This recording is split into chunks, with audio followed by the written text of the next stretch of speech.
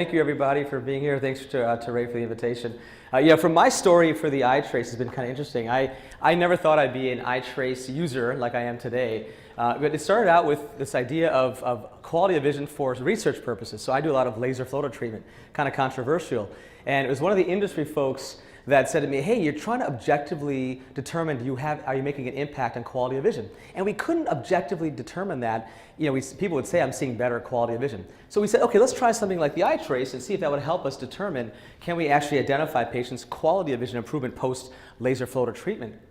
And so my journey started with more of a research focus. So I liked it. It wasn't like, wow, this is the most amazing thing in the world.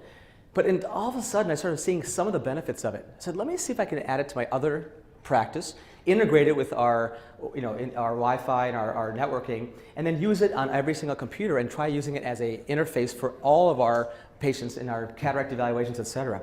And that was when I really started to realize the benefit of this machine, because it really became to me my center focus, the centerpiece of me understanding the quality of vision and why would someone's quality of vision not be quite right, whether it's the cornea, the internal optics, post-cataract, whether it's a vitreous, you name it. And so that's where I really found the big advantage. So I thought I'd say, to kind of talk about one day we had, which is kind of a fun day. It's kind of a day in the life of an iTrace.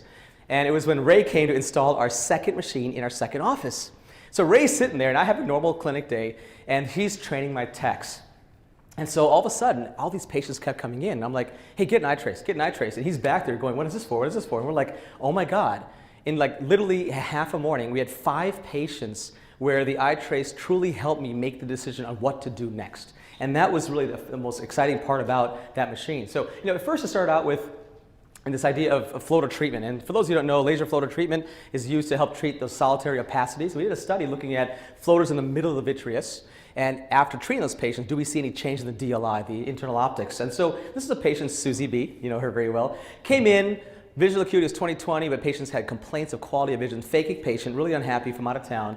So her DLI was 3.79. Here's her refraction. You see her corneal HOA wasn't very good. She had about 0.195 internal HOA. So mostly internal optics, no cataract, phakic patient. We did the treatment on her, and the next day, because we're going to do her other eye, on that first eye, 10, the refraction didn't change, her corneal AHOA didn't change, only the internal optics changed.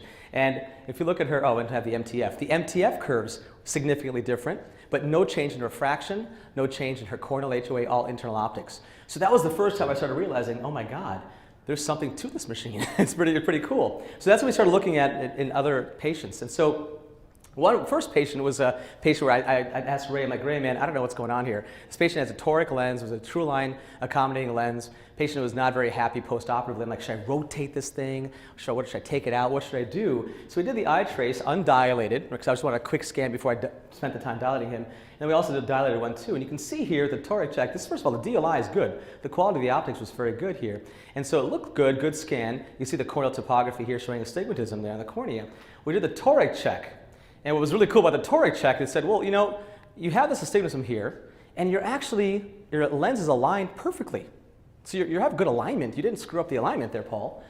And so it said, if you rotate this thing, you're not going to get anything. So why go back to the operating room to rotate this thing? You're just going to make the person miserable and have more complications. But what was really wild is when we look at the toric check, you look at the toric data here, you see that the cornea had, 1.3 diopters of cylinder, but now the patient has 2.68. So at a different, I actually see here at 167, I have now that current astigmatism here. So I flipped the axis. So for me, what happened was I picked the wrong power of toric lens. And so it taught me right away, don't go back in there and rotate it or change it, do a PRK in this patient as well. So he's had to do a PRK, patient was very happy. So it was like the first patient of that morning. It's like, okay, cool. Then all of a sudden, another patient comes by, and this patient, I do a lot of floater treatment, so he came by to me, and he's like, hey, I'm not happy with my quality of vision. He had asteroid hyalinosis, not too bad, but had some other floaters in the vitreous. So I said, hey, maybe I should do a vitrectomy. Should we send him out? Should we do a floater treatment? But his cornea doesn't look quite right, too. So I'm like, should we debride his cornea? What's going on? Why is he not seeing well? So we looked at his iTrace. You can see here on the HOA, he had pretty significant, about almost 0.5 of higher order aberrations of his cornea. But his internal optics also weren't so hot either. So it was a combination of both the vitreous and the cornea. So for me, what I did is I said, let's do this. Let's not rush you into a vitrectomy.